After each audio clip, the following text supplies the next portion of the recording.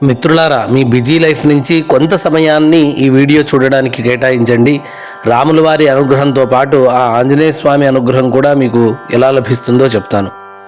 మిత్రులారా, నేడు హనుమత్ జయంతి. ఇలాంటి దివ్యమైనటువంటి రోజున ఆ హనుమంతుల వారిని మెప్పించేటువంటి పని ఒకటి చేయగలిగాను. ఈరోజు స్వామివారికి అత్యంత ప్రీతిపాత్రుడైనటువంటి సీతా లక్ష్మణ సమేతుడైనటువంటి ఆ కోదండ రామస్వామి వారి తిరుమంజన సేవలో విశేషంగా నేడు పాల్గొనడం అనేటువంటిది నా పూర్వజన్మ సుకృతం.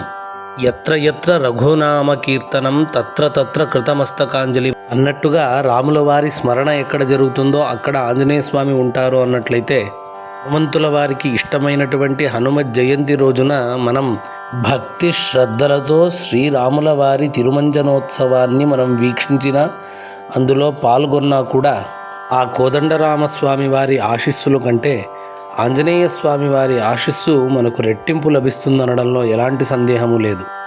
కావున రండి మిత్రులారా, స్వామివారిని స్మరిస్తూ దర్శిద్దాం. ఓం శ్రీరామ శరణం సమస్త జగతాం రామం వినా కా గతిః రామేణ ప్రతిహన్యతే కలిమలం రామాయ కార్యం నమః.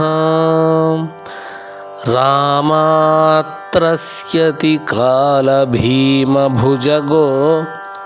రామస్య సర్వం వశే రామే భక్తిరఖండితా భవతు మే రామత్వమేవాశ్రయః. జై శ్రీరామ్, జై శ్రీరామ్.